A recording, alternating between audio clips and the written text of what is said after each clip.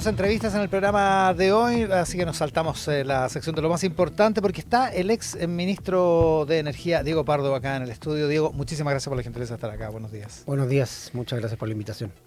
Vamos por parte. Primero, la intensidad humana, digamos, de lo que pasó ayer. ¿Cómo se vive ser acusado constitucionalmente?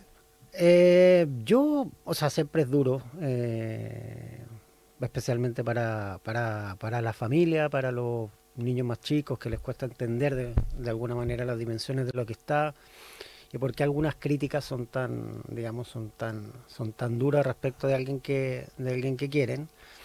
Pero la reflexión que yo también me llevo de aquí es que hay ciertas cosas donde yo creo que, especialmente en esta acusación constitucional, se movieron algunos límites que yo creo que es importante reflexionar sobre eso y repensarlo. Vamos a ir a ese punto. Es sí. que en esto en particular también, yo creo que es lo personal. Porque, por ejemplo, normalmente yo creo que no era tan usual que alguien fuera, por así decirlo, yo tuve un medio de prensa insistentemente fuera de mi casa, pese a que, digamos, yo creo que todos los editores de todos los medios tienen mi teléfono, saben perfectamente que soy una persona disponible para conversar, para aceptar entrevistas, pero sin perjuicio de eso, tener un medio en particular fuera de la casa insistentemente, tratando de, cada vez que entraba o salía de la casa un hijo mío, buscar declaraciones, yo creo que esos límites son importantes repensarlos porque no son.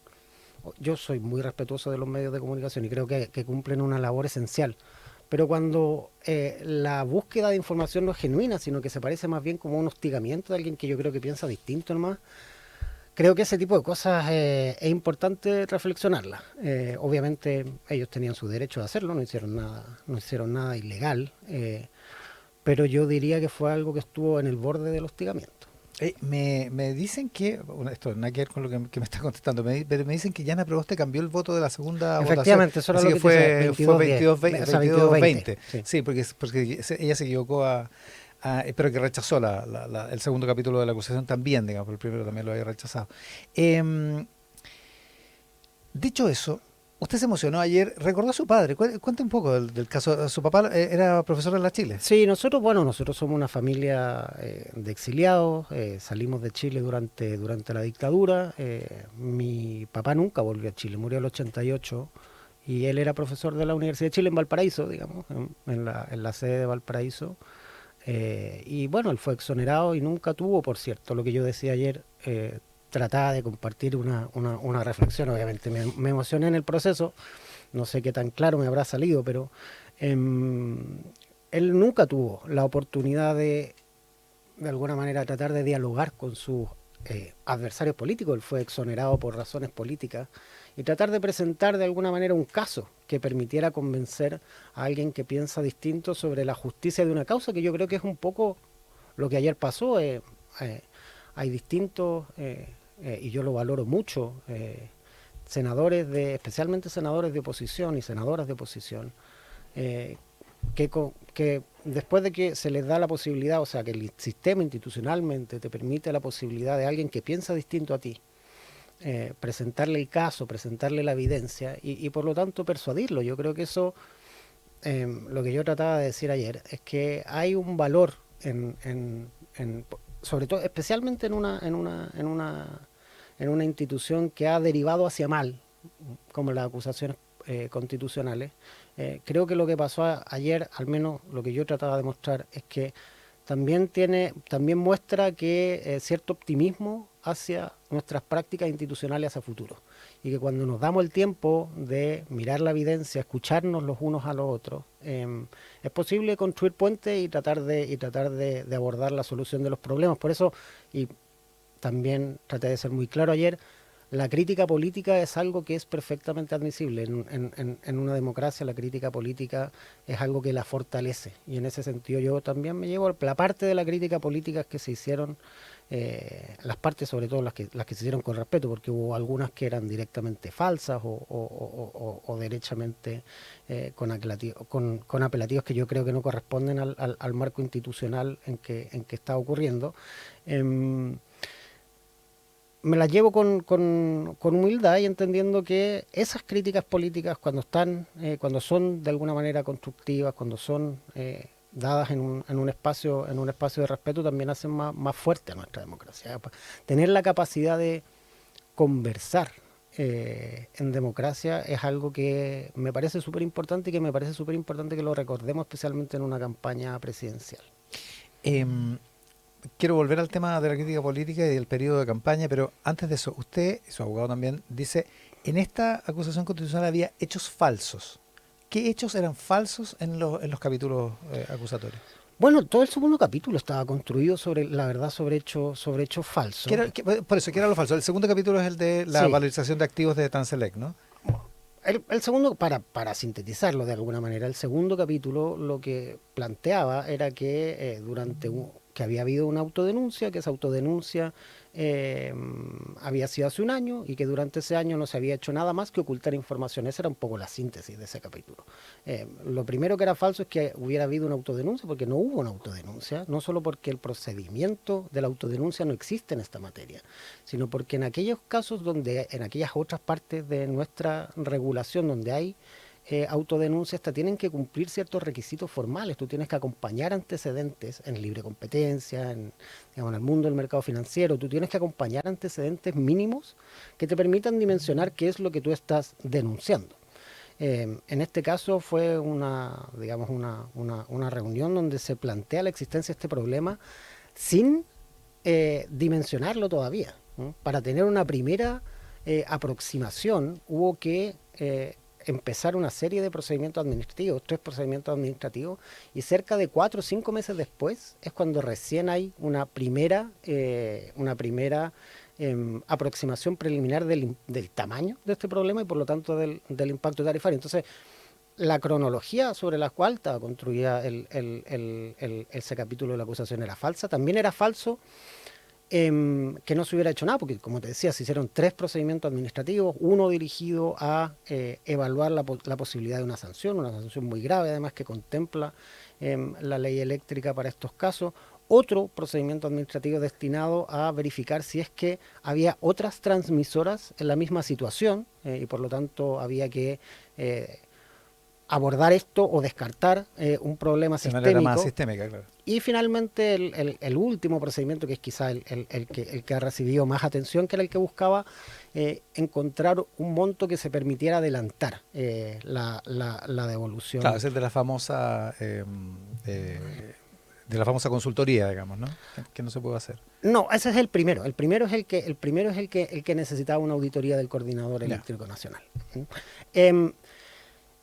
Ya se hicieron estos 3, por lo tanto tampoco es verdad, digamos, que no se ha hecho nada. Y finalmente también esta idea de que aquí había algo oculto es también falsa, porque todos estos procedimientos administrativos son procedimientos administrativos que constan de documentos de acceso público, son correspondencia pública esencialmente entre el Coordinador Eléctrico Nacional, que tiene de alguna manera su correspondencia accesible al público, y la Comisión Nacional de Energía, que es un organismo público, y por lo tanto también todos estos actos son de acceso público, no hay ningún antecedente reservado. Entonces, en cada una de sus partes, todo era, digamos, cada una digamos, de los pilares en los que se sostenía esta acusación eran falsos, y además hay un montón de detalles dentro de la acusación que también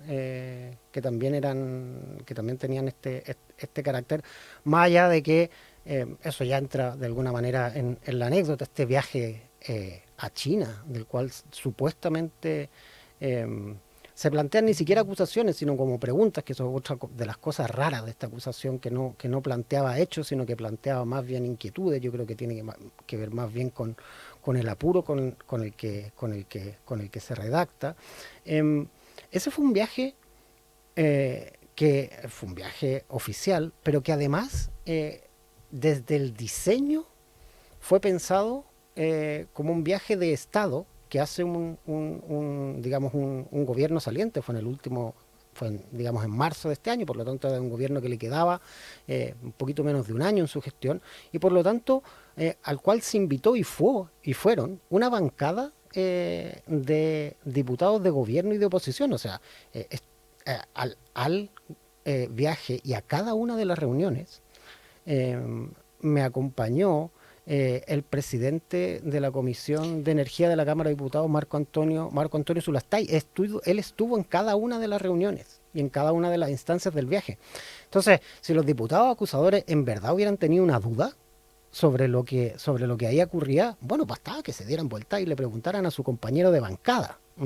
Entonces, pero como te digo, cada uno de los pilares de la acusación eran falsos, y bueno, y después también están estos detalles que hablan más de la instrumentalización de la acusación que de un objetivo genuino digamos, por encontrar una respuesta. Hablemos de eso, pero a propósito de detalle, un detalle. Al final, ¿cuándo se enteró usted? Porque hay discrepancias. ¿Cuándo se enteró usted del problema del doble cálculo de inflación? Una reunión del 4 de septiembre con la Comisión Nacional de Energía. Eso está. O sea, esto pasó durante algún tiempo, se mantuvo en el ámbito de la Comisión Nacional de Energía, digamos.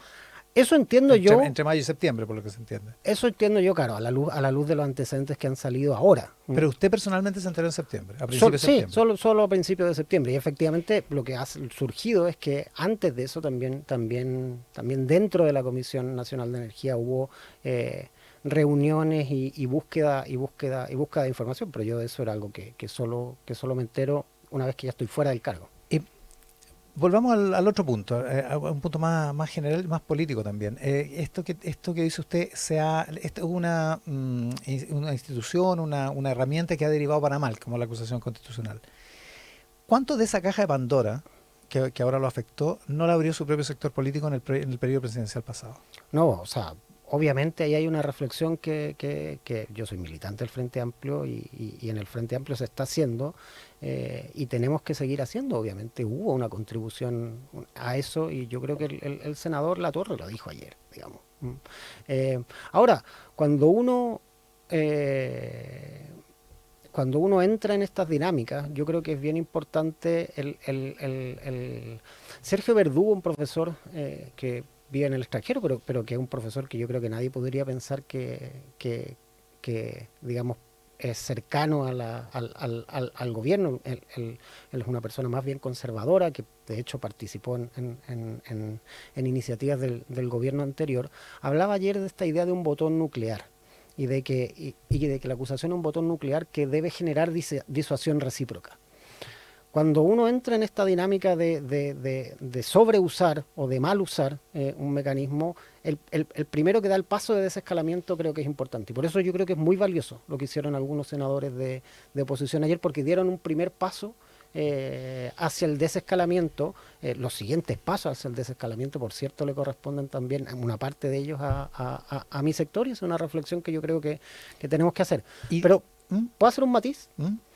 Porque ayer también el senador Macaya hablaba que yo habría tenido una responsabilidad en la acusación constitucional del exministro Mañalich, y eso es completamente falso. Yo nunca tuve ninguna participación en algo de esa naturaleza. Lo que sí es cierto es que no sé si particularmente yo, pero el centro de pensamiento que a mí me tocaba liderar, sí tuvimos diferencias con las políticas que se estaban implementando desde el Ministerio de Salud. Entonces, yo creo, y tratando de rescatar lo que te decía al principio, yo creo que es muy importante que diferenciemos el mal uso de una institución con la importancia de tener una democracia vigorosa, donde la crítica política constructiva, basada en evidencia, también tenga un espacio. Porque si yo me enojara con cada persona que me hizo una crítica como ministro, te juro que tendría una lista eterna. Una lista de Kill Bill, digamos. Y mira, y para no quedarme, digamos, en el señalamiento solo de lo malo, otra senadora que ayer votó a favor de la acusación, o sea, en contra mío, por así decirlo, que es Luce Bensberger. Ella forma parte de la Comisión de Energía del Senado, y cuando construimos el subsidio eléctrico, ella hizo muchas críticas constructivas. Esas críticas constructivas mejoraron el proceso de postulación al subsidio eléctrico, lo hicieron más sencillo, lo hicieron más fácil, para las personas, contribuyeron a solucionar un problema. Ya, pero eso está fuera de toda duda, que el diálogo político contribuye a hacer mejor las cosas. Pero es que no pareciera que estuviera, o sea, si uno escucha las palabras del senador Macaya ayer, no pareciera. O sea, pareciera que solo es posible alabar lo que un gobierno está haciendo o estar completamente en contra. Y entre medio tiene que haber un espacio de diálogo. Lo que pasa, Diego, es que Espacio Público cumplió un rol en la pandemia muy fundamental, porque proveía datos, proveía estudios con la credibilidad que tenía Espacio Público. De hecho, parte de la acusación contra Mañalich está basada en datos de Espacio Público.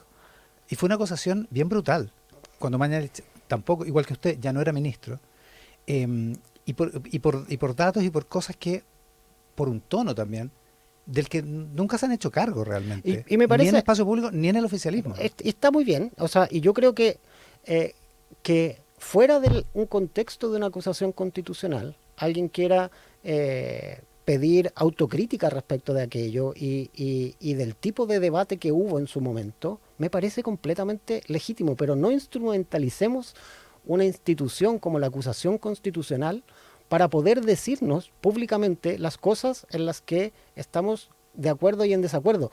Y yo puedo entender que haya gente que le parece que esas críticas fueron excesivas o que no estuvieron a la altura de lo que necesitaba el país. Y obviamente podemos ¿Usted cree que fueron excesivas? No he reflexionado de vuelta sobre eso, digamos, yo entré a un cargo que demandó toda mi atención, pero... Con datos de Espacio Público, Diego, le decían a Mañalich que era un asesino, decían que estaba mintiendo y que ocultaba las cifras, decían que estaba matando a los chilenos. No, eso, o sea, obviamente esos apelativos están totalmente fuera de lugar.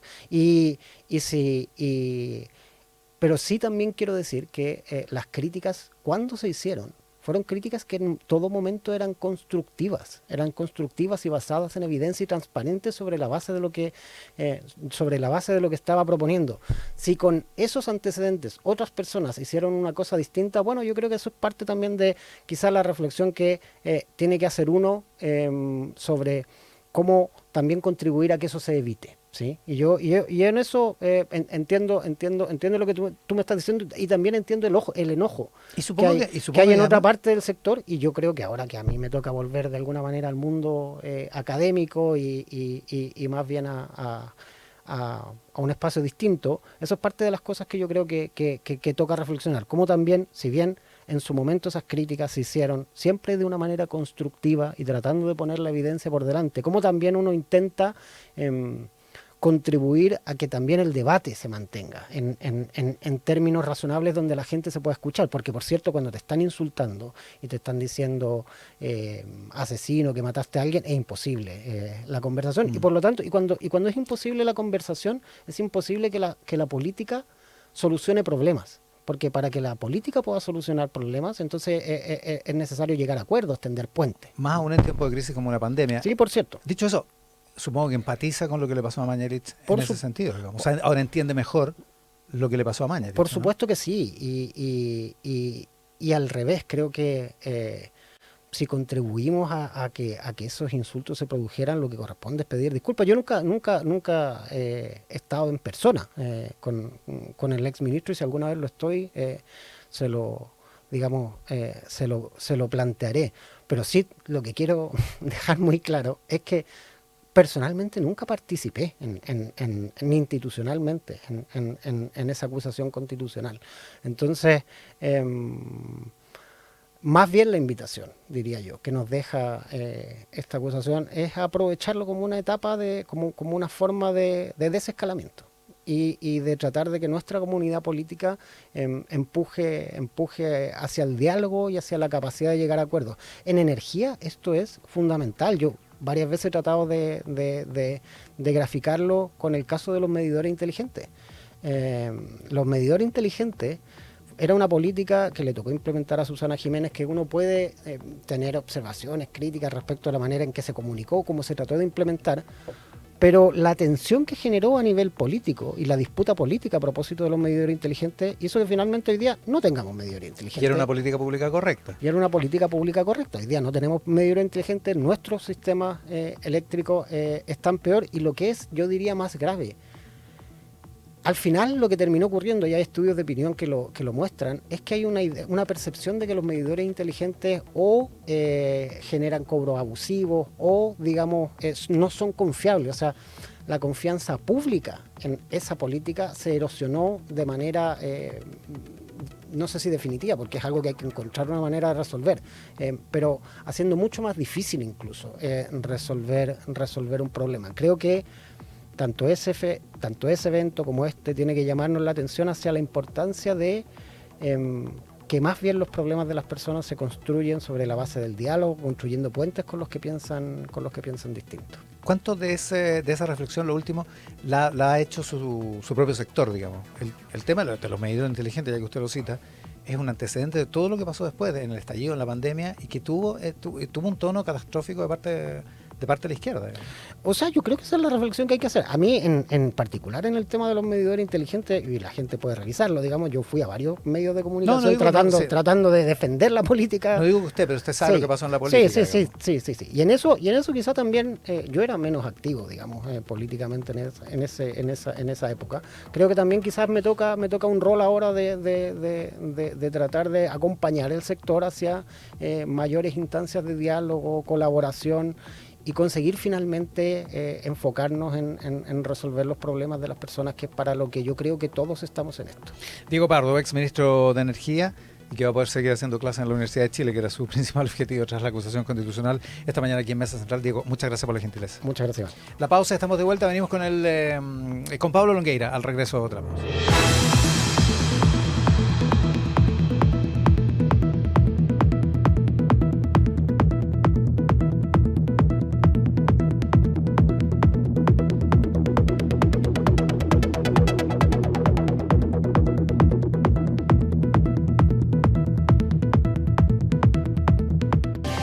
Tenemos cobertura nacional con más de 23 mini bodegas en la región metropolitana y 11 en regiones. Mini bodegas para acercarte a todo Chile. Nos adaptamos a tus necesidades para mejorar tu experiencia y crecer junto a ti. Nuestros 25 años en el mercado garantizan la seguridad y confianza que necesitas para seguir adelante. Puedes contar con nosotros siempre. Mi Bodega, tu amigo experto, en todo momento, en todo lugar. En un mundo que cambia aceleradamente por la digitalización, la sostenibilidad y la nueva economía, las organizaciones necesitan líderes capaces de anticipar y transformar con propósito. Nuestros programas integran inteligencia artificial, sostenibilidad, marketing, finanzas y gestión de las personas, conectando el conocimiento con la acción. Un negocio SFEN de la Universidad de Chile, educación ejecutiva que impulsa el crecimiento de las personas, las organizaciones y el país. ¿Tu banco te da beneficios? Scotiabank sí. Te presentamos Más Sueldo, plan de cuenta corriente con abono de sueldo. Te damos hasta 50,000 en pesos Scotia de bienvenida. Con cada compra acumulas un 50% más con tus pesos Scotia. Cámbiate a Más Sueldo de Scotiabank, donde tienes mucho más. Más beneficios, más experiencias, más Scotiabank.